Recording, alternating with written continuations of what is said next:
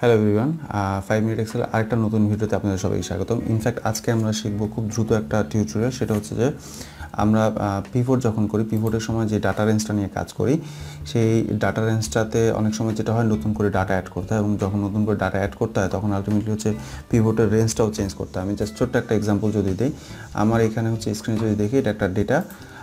এই ডেটা নিয়ে যদি আমি পিভট করতে চাই, পিভটের একটা টিউটোরিয়াল আছে, আপনারা দেখে নিন। আমরা জাস্ট শুরু করি একটা পিভট।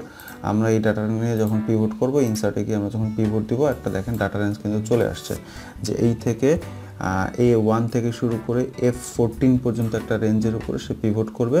এটা নিউ ওয়ার্কশিটে যদি আমি দিই, বা হচ্ছে এক্সিস্টিং ওয়ার্কশিটে হচ্ছে আমি এখানে একটু পাশে ছোট্ট করে দেখাই, এখানে একটু বসে নিই, দিয়ে এই যে যখন ছেড়ে দিলাম একটা পিভট বসে গেল। আমি এখন সে হচ্ছে চাচ্ছি যে ইয়ারগুলো থাকবে উপরে, তারপর এই পাশে থাকবে হচ্ছে সেলস রেপের নাম, এবং সেখানে হচ্ছে এই পাশে থাকবে তাদের টার্গেটটা থাকবে সাম আকারে, সাম আকারে থাকবে, হ্যাঁ, এবং সেলসটাও সাম আকারে থাকলো। আচ্ছা, ফাইন থাকলো।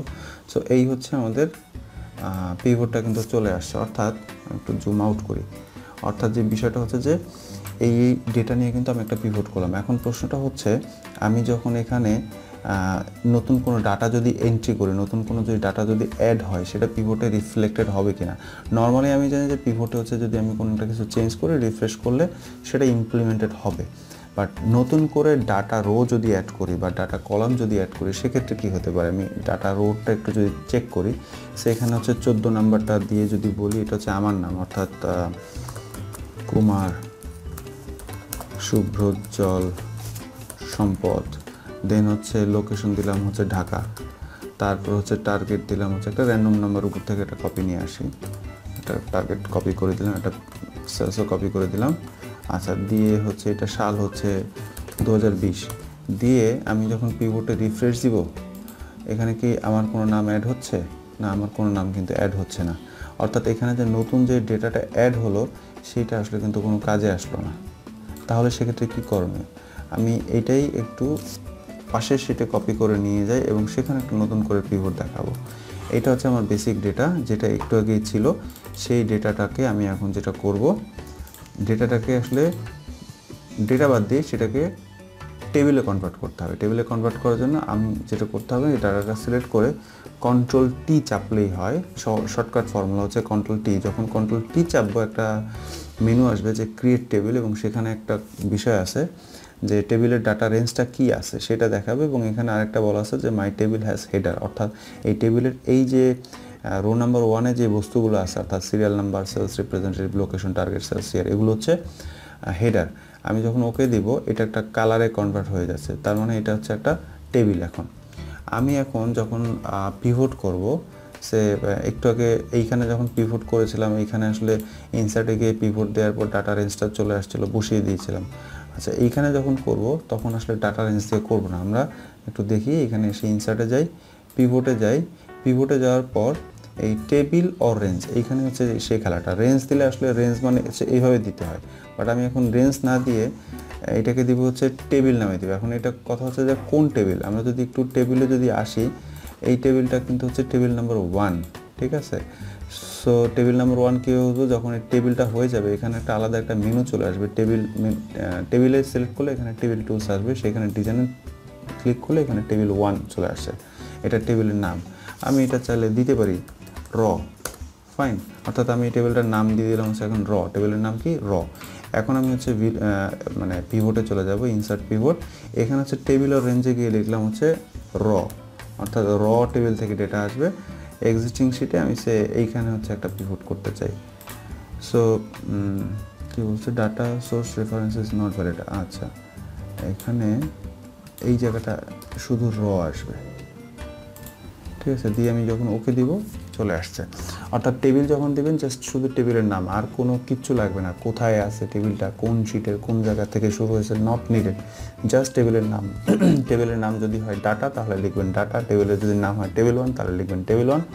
টেবিলের নাম যদি হয় র, তাহলে লিখবেন র, whatever it is, but as it is লিখবেন, যেভাবে নাম দেওয়া থাকবে সেভাবে লিখবেন। সো আমার কিন্তু এখানে কিন্তু মানে পিভট টেবিল কিন্তু চলে আসছে। আমি এখন এখানে সেলস রেট দিলাম, টার্গেট দিলাম, সেলস দিলাম, উপরে হচ্ছে ইয়ার ছিল, ইয়ার করে দিলাম, ফাইন। এখন মজার বিষয়টা হচ্ছে একটু ছোটো করে দেখি এবার।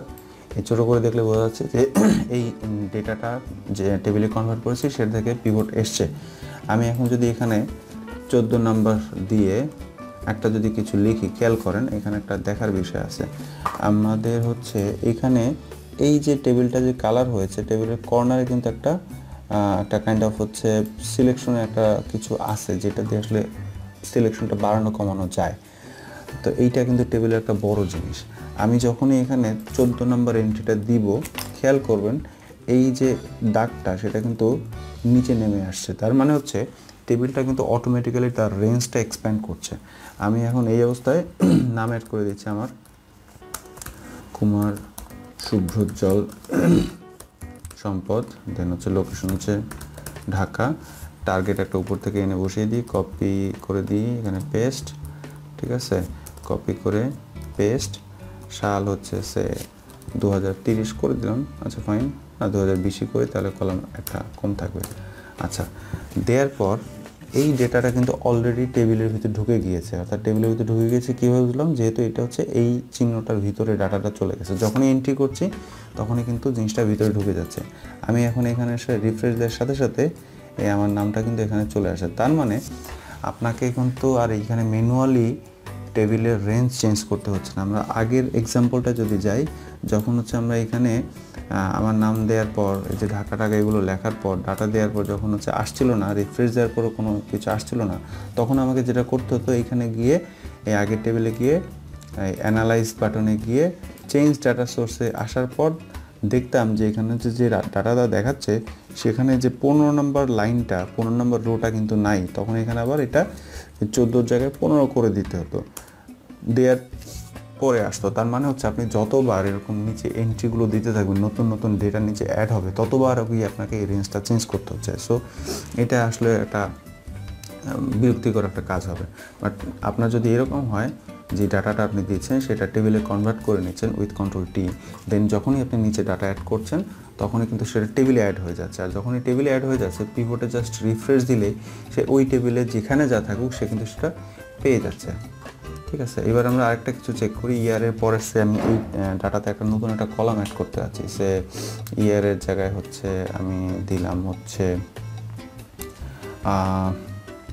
অ্যাক্টিভ অর ইনঅ্যাক্টিভ, অর্থাৎ এই এমপ্লয়িরা অ্যাক্টিভ না ইনঅ্যাক্টিভ, ইএমপি স্ট্যাটাস।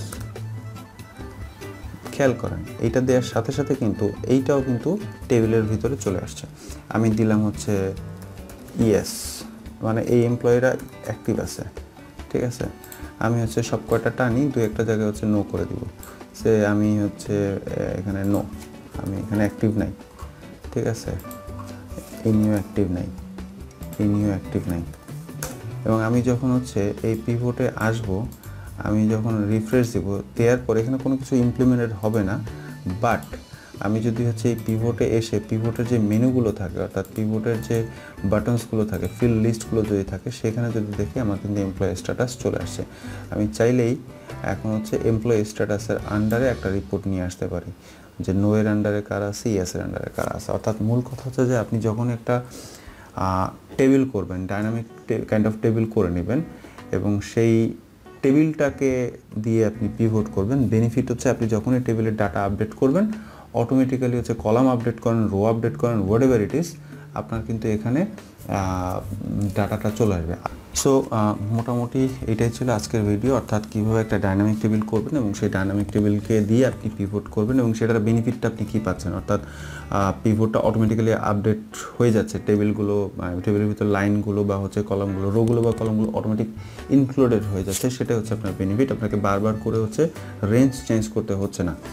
সো এইটা মোটামুটি কাজে লাগার একটা জিনিস। আর যেটা হলো যে পিভট নিয়ে বেসিক্যালি যদি কারো কোনো কিছু জানা থাকে, আমাদের এখানে চ্যানেলের ভিতরে পিভটের উপরে বেশ কিছু টিউটোরিয়াল আছে, সেই টিউটোরিয়ালগুলো একবার দেখে আসবেন। সো ভিডিওটা যদি মনে হয় যে উপকারী, তাহলে অবভিয়াসলি লাইক টাইক দেওয়া, তারপর হচ্ছে কমেন্টস করা, শেয়ার করা, এই কাজগুলো করবেন। আর স্পেসিফিক কোনো কোয়ারি থাকে তাহলে অবভিয়াসলি কমেন্টসে নক করবেন। ভালো থাকবেন, দেখা হবে অন্য কোনো ভিডিওতে। Good luck.